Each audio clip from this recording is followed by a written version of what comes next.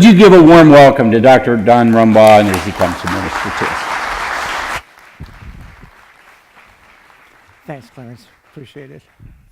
You know, I said in the first service, Pastor Clarence and the Marasco family invited me to come here to be the most peculiar. This week being called We Are a Peculiar People, I guess that means that I'm the most peculiar of the peculiars. So I wasn't sure if I was to be pleased about that or not, but I will do that. And I am peculiar in many ways. One of the ways is I read the World Book for fun. And right now I'm on M. And I want to tell you the Marascos are not in there yet. But there is a section on memory and how people remember things. And basically they said to me, a World Book said to me, if I want you guys to remember something, I got to put it up front, or I got to put it at the end, or I got to make you laugh. All right, so what I'm going to put up front is something to make you laugh, and then I'll put it at the end. Hopefully I'll remember it, and then you'll remember even better. So two elephants were talking. And one said to the other, I don't care what they say. I can't remember anything. Two kangaroos are talking. One says to the other, I hate rainy days when the kids play inside. The second thing that makes me peculiar is I'm obsessed with the completion of the Great Commission in my time, in our time. And I'm obsessed with the catalyzation, what it takes to catalyze the completion of that Great Commission in our time. So before I start, although the clock is running, turn to your neighbor. Turn to someone you, I know this is scary, you're going to talk in church, and answer these two questions. The first question is, what percentage of the world do you think, remember this is Alliance Church, you should know this, what percentage of the world is reached with the gospel of Jesus Christ? The second question is, what did you last hear from God? So one's a big question, one's a personal question. What did you last hear from God? First question, what percentage is reached with the gospel? And what did you last hear from Christ? And then when you guys are done and there's other people still chatting, I want whoever you're talking with to start praying that God would meet us here right now in this place before we leave. All right? Ready? Set? Make noise in church. I know, it's scary. Okay? But trust me, nothing will happen. The ceiling won't fall. Talk to someone. Ask. What percentage do you think is reached? What's the last thing you heard from God? When was it?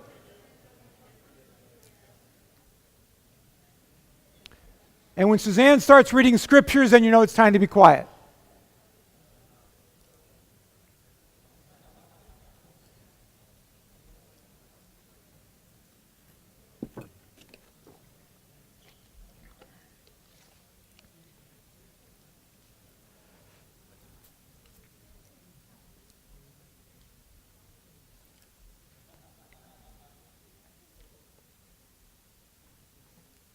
When you're done talking, heads down and start praying that God would show up. I don't want anybody leaving this place without encountering the holy and living God, including myself.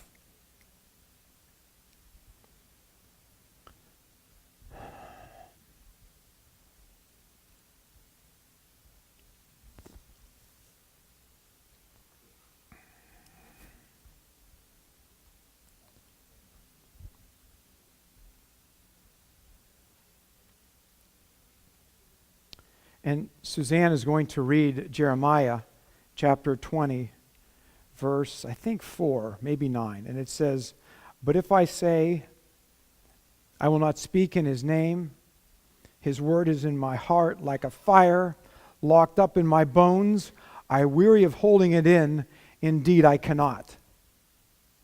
But if I say, I will not speak anymore in his name, his word is in my heart, locked up in my bones, I weary of holding it in. Indeed, I cannot. On his deathbed, my father said, you got to tell him. I'm not sure if he meant you got to tell them what life is like in Western Pennsylvania, in a little town like Washington or Dayton, or whether he meant you to tell them about Jesus. But either way, let me tell you about Jesus this morning. What I can't keep in my heart, and I pray that you can't either, His Word in our hearts, locked up like fires, that we weary of holding it in, indeed we cannot. In the first service, maybe the second service, Tim said something. He said, we can't afford to miss the call of the Great Commission. And I challenged the congregation, and Tim, I think we can afford to miss it. In the first chapter of 1 Peter, Peter says, so you're receiving your salvation. No, you're receiving the goal, the salvation of your souls. And I'm struck that for much of the church, that is their goal, the salvation of their souls. And so they can afford to miss the flags going by because Mauritania really doesn't touch them. Mali's really not on their map. I'm receiving the goal of my faith, the salvation of my soul. And if that's our mindset, this big, we can afford to miss the flags. But I'll tell you, Jesus' mindset is this. It's not this. The problem with having a mindset that's focused on the salvation of your soul is there's 7 billion people in the world today, and 2.3 billion, I don't know what your statistics said in your small group, but 2.3 billion, 1 in 3, if you do the math, live out of range of the gospel and cannot hear. Doesn't mean they don't want to come to church at Washington Alliance with Pastor Clarence. It means there's no Pastor Clarence around. There's no Tim leading worship. There's nothing for 1 out of 3 of the people in these flags. So if you want to live with a goal of your life being the salvation of your soul, more power to you. And when you get up to heaven someday and He says, well done, I hope you don't cringe.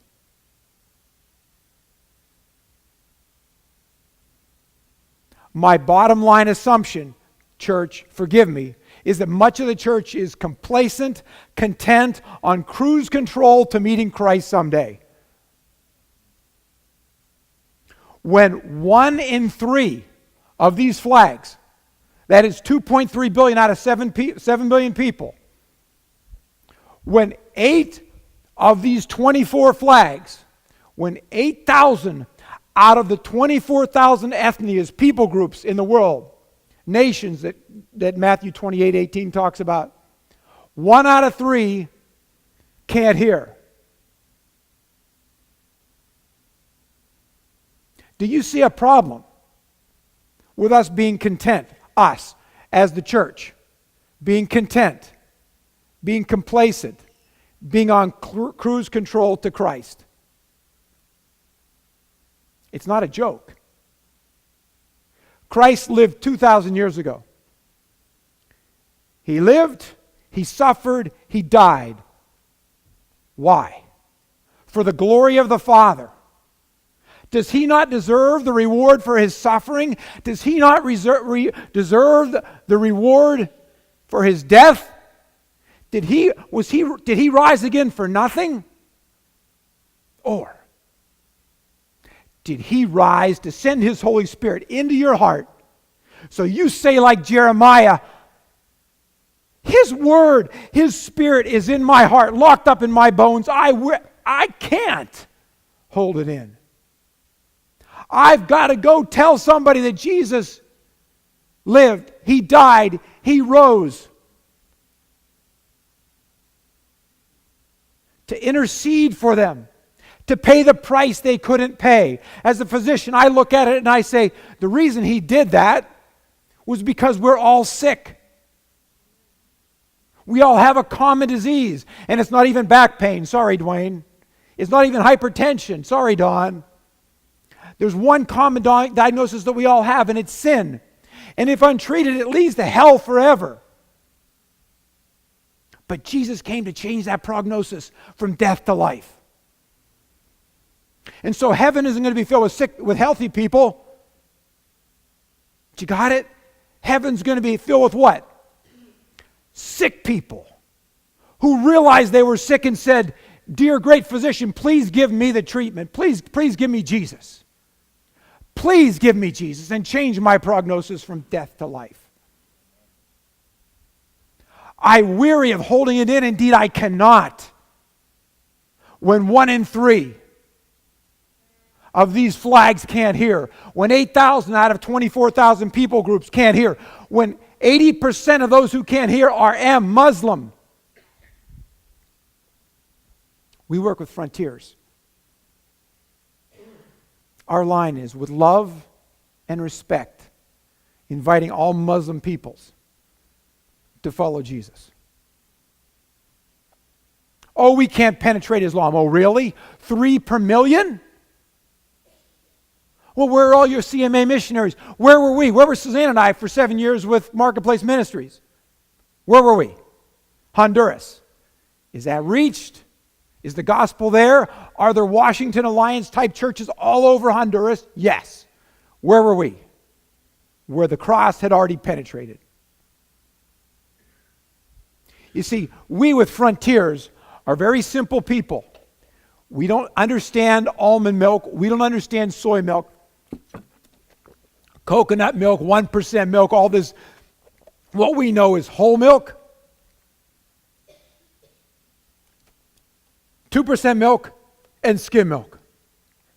What we know is reached, unreached, unengaged. What we know is places where there's a church that can reach out to Pancake and Laboratory and West Virginia. Where there's a church, that's the reached. That's the whole milk. We know about the unreached, the 2%, less than 2% Christian. That's the unreached. Church needs some help. And we know about the unengaged, the skim milk, where there ain't no Pastor Clarence, where there ain't no Pastor Brian, where there ain't nobody. It doesn't mean they don't want to go to church. It means what? There's no church to go to. Now, I don't know about you, but in medicine we say the diagnosis is half of the treatment. And if we understand that the diagnosis is that 1 in 3 can't hear, and 90% of us Alliance missionaries are going to reach places, tell me, does the math add up to you? Does the math add up to you? So my next question, when's the last time you heard from God? And what did you hear? Somebody. Who heard from God this morning? Who's heard from God and what have you heard? What did you share in your little groups? Anybody? The core and kernel of the Christian life is twofold. Blackaby, experiencing God. Anybody take the course? Read the book? There's 2 things. 1, we learn to hear His voice, and then we what? Obey it. Now, if God came down here and said, you go to Afghanistan this afternoon, He stood in front of you and He said to go, would you go? I mean, flaming chariots of fire and blah, blah, would you go? Of course you'd go. So, I think we'd all say that, right? Jesus shows up and says, okay, here's the car, we're going. Would we not hop in? Would we not be like Peter and Andrew and says, leave the fish, baby, I'm going with Jesus? Would we not go? But if 2,000 years after He lived, died, and rose, still 1 in 3 can't hear, and He said go to all the nations, then I've got to assume there's a problem with our hearing. Because if we heard, we'd go, and 2,000 years after He lived, died, and rose, we wouldn't be talking 1 in 3 can't hear. I'm obsessed. I read the World Book, and I'm obsessed with the completion of the Great Commission. And someday the Marascos will be in there, but not the 68 version, 1968. Well, maybe your grandpa's in it. No, there's no Marascos in it, sorry. The World Book missed Washington. So I'm obsessed. But why am I obsessed? Because I think we've got a job to do, and we haven't done it. And I'm telling you, there's only one way to do it. And it begins every morning with the rhythm of the Christian life. I gave Suzanne the book. So you open the Bible and you listen. You read until you hear. You got the manna. You got the hot bread for the day. And then what do you do with it? Squirrel it away? No. You read it with the expectation you're going to hear from him. When you're reading it, Mueller says, I read till I hear, and then I take that manna, and I what?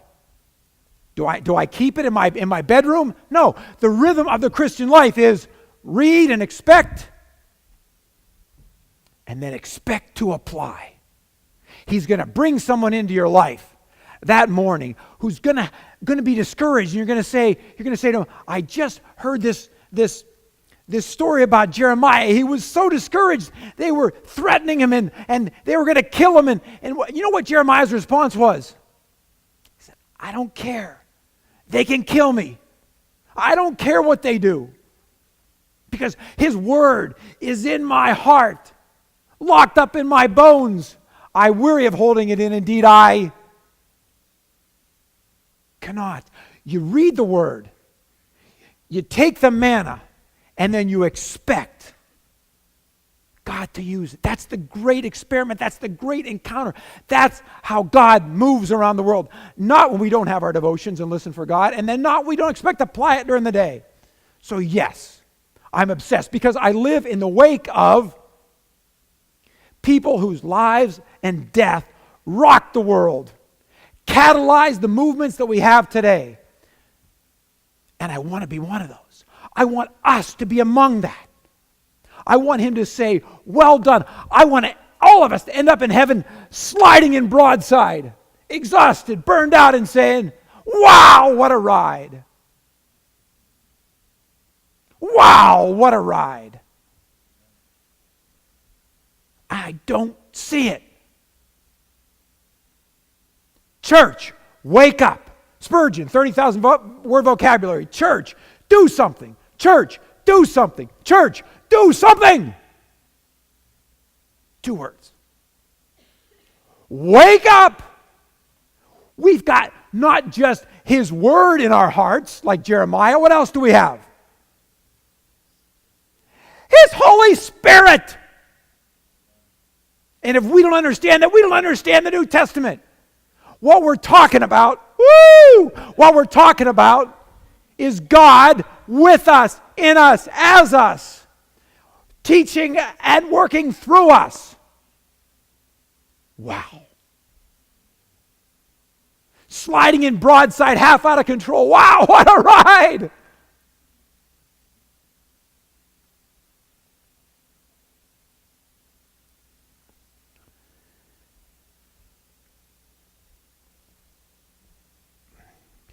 People whose lives rock the world, people whose deaths rock the world. Elijah, up there on the mountain with the priest of Baal and blah, blah, blah. And then he goes down in the valley and he lies down beside the broom tree and he says, take my life. What did God do?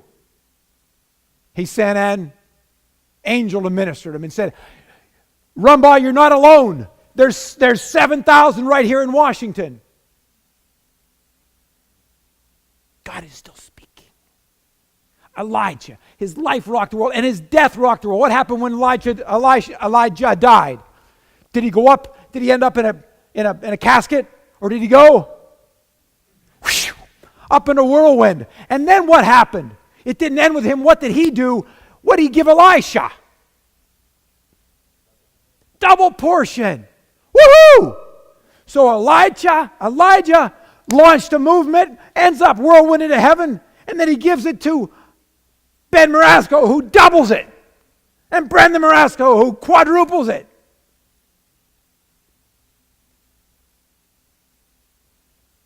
And then Elisha lives this life, and he gives oil, and he raises sons, and he blinds the Arameans, and then he walks them all to camp, and then they say, Jehoshaphat says, should we kill them? No, love them. What? This is Old Testament. Where'd that come in the Old Testament? Love them. Show them mercy, show them grace. That's Old Testament? Yeah, that's what he said. What happened when Elisha died? Another what? How did this fit in this storyline? Remember what happened when Elisha died? They throw his body in a tomb, and then the Moab raiders are coming. And so they're walking this dead guy back, and the Moabite raiders are coming. Oh my goodness, what are you going to do? They chuck him in Elisha's tomb. What happens? Yeah, the guy wakes up. Another guy, his life rocks the world, and his death rocks the world. Anybody else know the life and death that rocked the world? How about Jesus? His life rocked the world. His death launched a movement of believers. Believers of what? I think of the Lamb of God. Launched a movement of believers. Believed in what? Believed in Christ and believed that he was working miracles and he'll continue to work miracles. The Lamb launched a movement of believers of which we are among. Anybody else?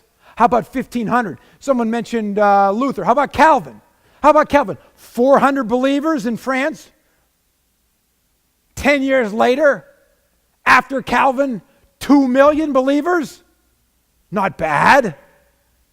How about 1800? The Moravians left Herrnhut, Germany, called off the back of the boat, might the Lamb who was slain receive the reward for his suffering when they went in to be slaves in West Indies and die, and they did, and launched a movement that went to 5 continents, including, how about, and then William Carey goes to India, and then Hudson Taylor goes to China, and then McCavern and Townsend go to India and Central America, and then what? Cambridge 7 go to the world in 1872 from Cambridge, and then Borden goes to Egypt and dies. People keep dying all over the place. What happens? They die, and what happens?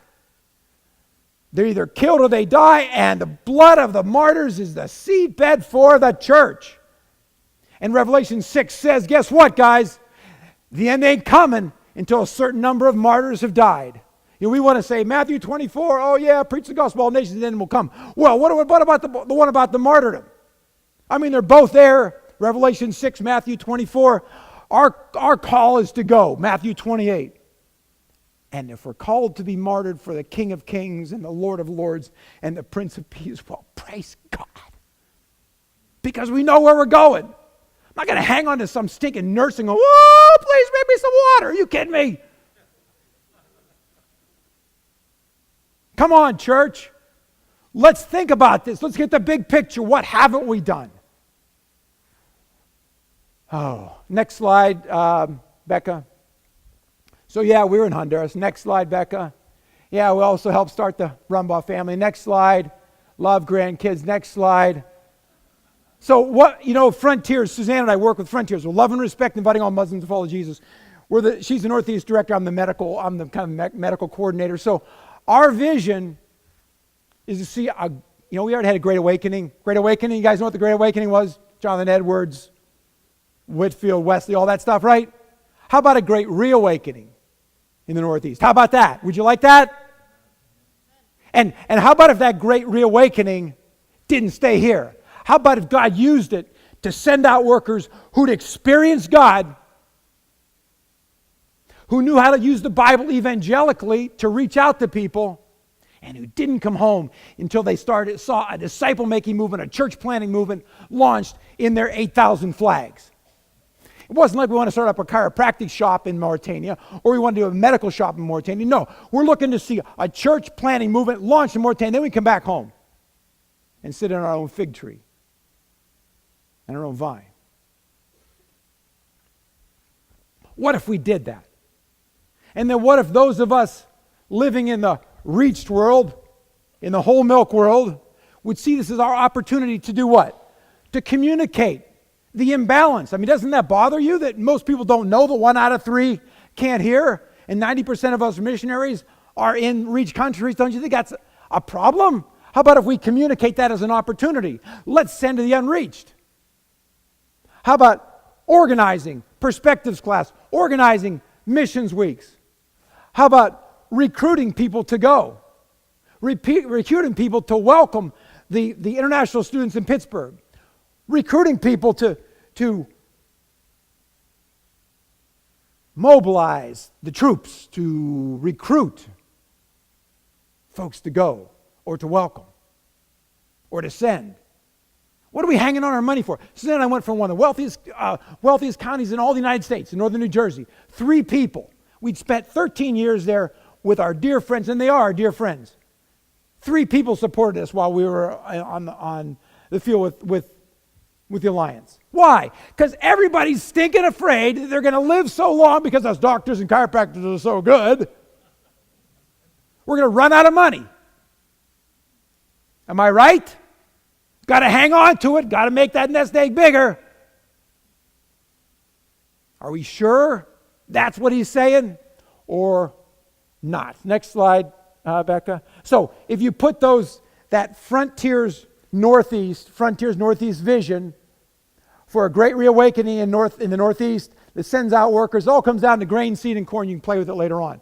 Great reawakening in the Northeast that sends out workers who've experienced God, who can use the Bible evangelically and won't come home until they see a disciple-making movement, a church-planting movement launched. And while we're back here in Washington, we'll communicate, we'll organize, we'll recruit, and we'll network to the completion of the Great Commission. That's the theme. How do we complete this Great Commission in our time? P2P stands pause to pray, because I don't say pray when I type to Muslim worlds. P2P. Pausing to pray for you, Danny and Molly. Pausing to pray for you, Megan and Mauritania.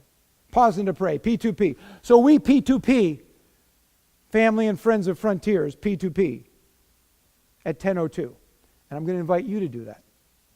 Pull out your cell phones. Set your cell phone to remind you to pray once a day for Megan, for Danny, for Amanda, for Jim, and for Tim, and for Natter. That these guys out there in the field would have their needs met spiritually, physically, emotionally, financially. So we pause to pray at 10:02. Why 10:02? Anybody? Ben Marasco. Any reason why we stop at 10:02? Why not 10:03? Why not 10 o'clock? Ben Marasco. Why do we pause to pray at 10:02? And it says, ask the Lord of the harvest to send out workers in the harvest field. Luke 10:2 says, ask the Lord of the harvest. So at 10:02 every morning, we ask the Lord of the harvest to send out workers in the harvest field. Does that make sense? It's like a reasonable prayer. God is so sick of hearing that prayer every day from us, He's going to answer it. Every morning He hears from us. Oh, Lord, would you send a great reawakening in the Northeast that sends out workers who've experienced you and use the Bible evangelically, lead to a disciple-making movement, and make us effective in communicating, organizing, recruiting, and networking to the completion of your Great Commission. Oh, Lord, might it be so. He says, Rumbaughs again. Or like the widows. Except for we're not widows. Perspectives vision. The reason this church is having perspectives, God bless you guys, is to awaken the church. ABC, awaken the church to have them build teams, to change the stats. Awaken the church. Have you guys been awakened? Perspectives people, raise your hands. You guys been awakened or what? Somebody said this morning, I said, what was it? Wow. That was the line. Wow. Awaken the church. Church, awake, do something. Build teams. Change the stats. What are the stats? Remember those stats we don't like? Let's change them. Let's complete the Great Commission in our time. Becca, next one. So, undergirding all Frontiers and Perspectives teaching are a proclamation, invitation. Proclamations, God's going to get His work done. Question is, invitation. Do you want to be part of it? You want to sit in the sideline building your nest egg? God's going to get His work done. You want to be a player? You want to be a spectator? As for me, I hate watching sports. I love playing them. And we're playing the most important game in the world. The completion of the Great Commission. To catalyze the completion of that Great Commission, Brendan, are you kidding me? What else? What else? Maybe rollerblading down a big hill. Okay. All right, next slide. I like rollerblading. I like skiing. I like the thrill. So perspectives, next one. Next one. So, when we look at the perspectives, we see that our purpose as Christians is found in Abraham's call and Christ's Great Commission. We're sent as missionaries because God is we're blessed to be blessings. And you know what else? We're called to live dead that others might live alive. 2 Corinthians 4, 9 to 12. We die that you might live. I mean, that's the central theme of all mission, of all ministry. I die to myself. I reckon myself dead. I'm not looking for anything in this world, Father, except for that whirlwind. And here you say, well done. This world's got nothing on me. What Tim sang this morning, put a fire in my heart. I got nothing down here that the nations might see. We're blessed to be blessings, and we die that they may live. Oh, it'll be terrible if our kids and grandkids who you saw go back to the Muslim world where they already were. What if they die? That'll be terrible. Well, of course it'll be terrible. But in 100 years, we're all going to be dead. Eaten by worms. What does it really matter? Does it make sense? We're not looking for death, but what does it really matter? I mean, anybody in the greatest generation here? 1943, 42, my dad was going over. All his friends were dying at the invasion. How about if we invade with the Spirit of God? How about if we design, Dwayne, Jan, how about if we go as old people? Clarence, I'm sorry, I know you are. How about if we go all over, and pretty soon the Muslim world starts closing their doors to old people because we're too dangerous. But it beats dying in a nursing home. How about if a whole wave of 60-year-olds, 70-year-olds, Normandy 2. Next slide. So, lesson 2. It's about the passion, the story of God's glory. That God has been steadily unfolding a plan throughout all nations and all generations, now including the United States. And I pray that it's not going to not be the United States in the future because we're just all asleep. To bring about his greater glory, ultimately drawing the worship of all peoples to himself. So our goal, our joy, globally, is to spread the white-hot worship of God to the four corners of the earth. And let it be sung, let it be preached, let it be lived the Bible way in every corner of the globe. In some place where it hasn't happened yet. Wow, cool. I got to take it to that one of the 24,000. I sang it, I preached it, I hot breaded it, I Bible waited, I listened for the manna, and I spread all around that people group. Because I had that rhythm. Remember the rhythm? Which is you listen, and then you look to apply it that same day. Guys, don't miss. That's the core and kernel of the Christian life. You listen for the manna, and then you share it during the day. Next slide. John Piper says on that last one, he says, we have the greatest message in the world. God wants your greatest joy. Let's go take it to Afghanistan. Let's go take it to Mauritania. Let's go take it to Mali. Let's go take it to Algeria. He wants your greatest joy. Is that exportable? Is that a good message? People going to like that? Hi. Thank you. Of course they are. But the joy is only found this way, J, with Jesus. You're not going to find the joy outside Jesus. Next slide, Beck. So I like this one. The third lesson is, you know what? We can live in hope because God's kingdom truly is coming to earth. He's invited us to make it happen. To that I say, wow. And I also say, stay in your pew, church. And Korea and the Philippines, Indonesia, India, Nigeria, they're going to make it happen. Honduras, 1987, Comey-Bam Conference said, from mission field to mission force. Instead of receiving missionaries, Latin America, we're going to send them. So we stay in our pew, other people are going to get the joy of being part of his game. Next slide, Becca. The hope isn't merely to wish for improvements of small circumstances. It is to be sure. The Christian hope is the sure hope. His kingdom is coming. Any doubt about that? He is coming back. And he wants us to be part of it. Next slide.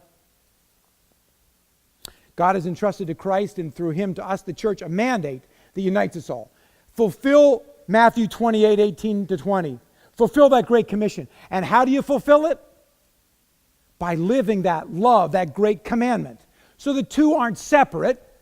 I'm living the great commandment, loving God and my neighbor, and I'm going where I can be fulfilling the great commandment.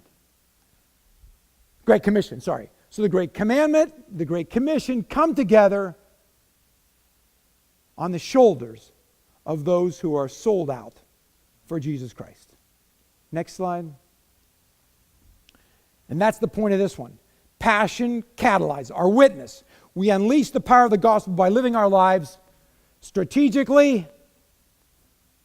Okay, I know what I'm not waking up in the morning wondering what, I know what I'm going to do. I'm going to do my devotion, and I'm going to look for someone that I can share that with and pray with during the day. I'm getting up for the manna, and I'm going to share it with somebody else. I know what I'm doing. I'm strategic in how I live my life, and sacrificially. I'm not hanging on to my nest egg. I'm not hanging on to the hours of my day. I'm giving it to him. Next slide. The expansion of the world Christian movement, we can get encased in the moment and miss the momentum of the mighty God of the ages. His story is one continuous story of God. One continuous story. From the Garden of Eden and before to the end. It's his story for his glory, and to think that he allows us to be part of it is just way cool. Wow. Next slide. And so what I said before, when you look at who we're building on, the Bordens, the Elijahs, the Elishas, the Jesuses, the Calvins, the Luthers, the Careys, and the go on, we can finish what they started. I mean, would that be cool or what? I mean, let's finish the Great Commission and then focus on the Great Commandment, because that never ends. We're going to love and love and love, but let's get the basics down, guys. Let's get the gospel to all 24,000.